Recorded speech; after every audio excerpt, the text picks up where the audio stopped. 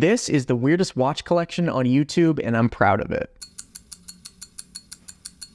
Quick wrist check before we jump into the video. I have nothing on right now because all my watches are in this box. But let me know down in the comments what you're wearing. Alright, so the reason I say this is the weirdest watch collection on YouTube is not because I actually think that any of these watches are super weird or super unusual. It's more so from the perspective that I think a lot of us are really used to seeing these crazy collections with super high-end watches that cost tens or hundreds of thousands of dollars and aren't really realistic or attainable for the average person. In reality, that is not how most people's watch collections look, and I don't think it's necessarily even a healthy way to approach watch collecting. Watch collecting should be personal to you, your story, what you like, what you don't like, and should not be dictated by a price tag or what other people think. I think unfortunately, a lot of the watch culture these days is really toxic and just gives off this perception that you constantly need to be pursuing the highest end watches. And don't get me wrong, I would love to own a lot of those high-end pieces someday, and I imagine I'll get some in my collection at some point, but there are plenty of awesome watches out there that are actually realistic and attainable and will mean something to you regardless of the price tag. So with that all being said, let's jump into my weird collection and I'll show you what I got. So I want to start with these two watches here because these are actually the two watches that got me into watch collecting in the first place. This is a perfect watch to kick off this weird watch collection. This is a Magnus Crazy Hours that I actually got from my Grandpa Walt when he passed away. Grandpa Walt was a huge watch collector, and honestly, I don't know if I would be collecting watches today if it wasn't for his influence. As a kid, I always loved seeing his collection and playing with his watches and just admired the hobby of it. So this is one of the first watches that I ended up getting after he passed away. If you're in the watch world at all, you probably know that this is essentially an homage, or even a knockoff if you want to call it, of the Frank Mueller Crazy Hours watch. So again, to a lot of people, having this in a collection makes no sense. It's basically a knockoff watch that has pretty minimal resale value in the secondary market. But to me, it means a lot because it was one of my first watches and it belonged to my grandfather. So the reason this is called Crazy Hours is because the hour markers are not in order and the dial will jump all around the dial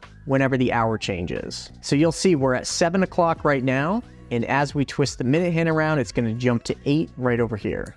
So it's a really fun watch, and I used to love just twisting this thing around and watching the hour hand jump. It's also a manual wind watch with an open case back, which is pretty cool. So again, getting this as one of my first watches really introduced me to a lot of different watch concepts and really got me interested in the hobby. But I absolutely love this watch. The next watch here is actually from my other late grandfather, Grandpa Carl. So I also got this watch when he passed away, and similar to the first watch, this doesn't have a ton of monetary value in the secondary market, but it means a lot to have a watch from both sides of the family, and I used to wear this thing all the time. For a while, this was the only watch I ever wore because it's super lightweight and I just loved the way it looked. It's an Orvis chronograph. It's made out of titanium, so it's super light and it has good water resistance. So I've gotten a ton of use out of this watch. All right, next up, we got my heaviest hitter and one of my more recent additions to the collection, the Tissot PRX Powermatic 80. This is far and away the best looking watch in my collection. It's a watch I wanted for the longest time, and my fiance ended up getting it for me as an engagement gift. I went with the ice blue dial variation in 40 millimeters. This watch is absolutely amazing. The bracelet is so well done. The finishing is amazing. The Powermatic 80 is an automatic movement. It's got an open case back, and this thing has up to 80 hours of power reserve. So this is just such a cool watch and will always represent a really important time in my life. Next up, we got another automatic watch, the Seiko 5. Now this is another watch with a little bit of backstory and potentially some controversy. So this is a genuine vintage Seiko 5, but I had to do a lot of work on this watch. If you're a big Seiko fan or you have a good eye for this stuff, you might notice that this dial looks a little bit off. And that's because the original dial that I got it with was super rusted out and not in good shape. So I ended up getting a replacement dial on eBay that I was pretty sure wasn't a genuine Seiko dial, but I loved the way it looked and and I knew it would fit this model. So while I'm pretty sure this dial is aftermarket and wasn't actually made by Seiko, I still love the way it came out. So I ended up replacing the dial and having to do a lot of repairs on the bracelet and replacing links because it was in really rough shape when I got it. But I absolutely love this watch and wear it all the time, even though it is a little bit janky. By the way, if you're looking for a watch box to show off your collection and also wind your automatic watches, I would highly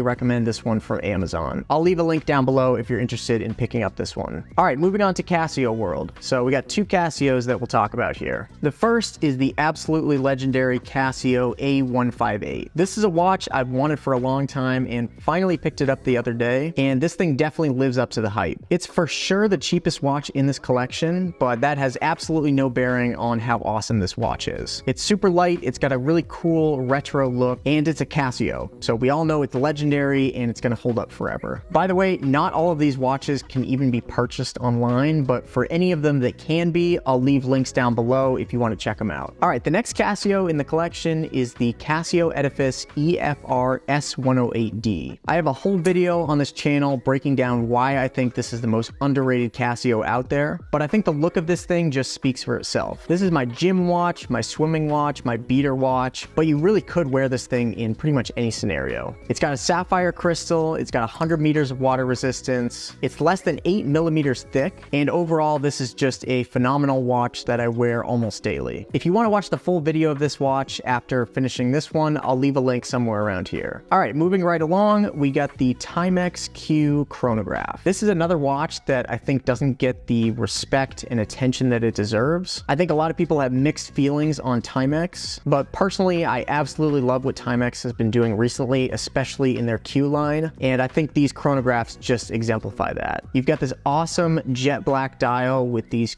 sort of creamy off-white subdials, and honestly, a really high quality bracelet, especially for the price. If you're looking to add an affordable chronograph to your collection, you honestly cannot go wrong with these. All right, and rounding out the collection, we have probably the weirdest one of all, which is a custom watch that I built. So when I was doing the repairs on the Seiko 5, I got really fascinated with the process of taking apart and putting back together an automatic watch. I also went way down another rabbit hole of laser engravers and how to engrave on aluminum. So I ended up learning how to create custom laser engraved dials, and once I had the dial, I was able to source the rest of the parts for the watch online. So I got this really nice stainless steel case and bracelet that actually has an open case back. The watch actually has a Seiko NH35A automatic movement in it, which is really cool that you can actually see that in the back of the watch, given that it's a custom build. And I was also able to pick out the exact hands that I wanted. So I went with this really cool blue lightning rod for the second hand. That is by far the hardest part about modifying or making a custom watch, is putting those little hands on. You have no idea how tiny those things are until you separate them from the watch. But this was a really fun project. I've actually made a few others since then, but this is the one that turned out the best. But that's it for the collection. So let me know what your favorite watch is here, what your least favorite watch is, if you think this collection is cool, if it's stupid, whatever. I'd love to hear your thoughts. Again, watch collecting is not a perfect science, and there's no one right or wrong way to do it. There are probably certain things that you want to pay attention to in terms of quality or history when getting new watches, but the thing I think is most important is to not take this hobby too seriously and to keep watches in your collection that are meaningful to you. That's it for today. If you like watch-related content, please consider subscribing. I got a lot of awesome content on the way. And hopefully you'll get to follow along and see this collection evolve over time. I'll see you in the next video.